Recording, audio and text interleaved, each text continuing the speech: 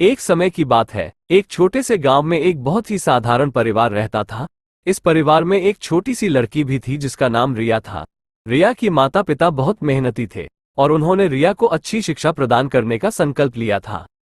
रिया एक बहुत ही जिज्ञासु और उत्साही बच्ची थी। उसे पढ़ाई में बड़ा रुचि थी और उसका सपना था कि वह एक दिन अपने परिवार का नाम रोशन करेगी।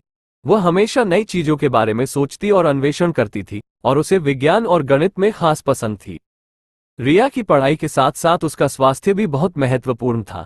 वह योग और मेडिटेशन करने का अभ्यास करती थी, जिससे उसका मन शांत रहता और वो पढ़ाई में भी अधिक समर्पित होती थी।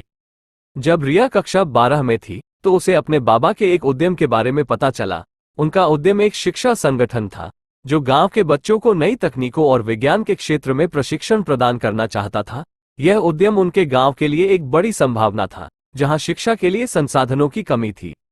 रिया ने तुरंत इस उद्यम के समर्थन में अपनी रुचि दर्ज कराई और बाबा की मदद से उसने अपनी पढ़ाई के साथ साथ शिक्षा संगठन में समय निकालना शुरू किया।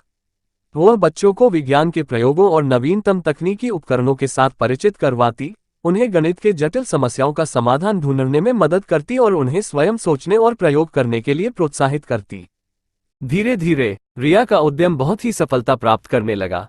उसके शिक्षा संगठन ने गांव में एक अच्छी जानकारी और प्रशिक्षण का माहौल बनाया। बच्चों में रुचि और स्थानीय समुदाय के सहयोग से उसका उद्यम और बढ़ गया और उसने अपनी शिक्षा संगठन को अन्य गांवों और शहरों में भी फैलाने का निर्णय लिया। रिया ने उद्यम की मदद से अपने लक्ष्य को प्राप्त करने में सफलता हासिल की। उसकी अद्भुत सोच, मेहनत और संघर्ष ने उसे एक सफल शिक्षा प्रदान करने वाले उद्यमी बना दिया।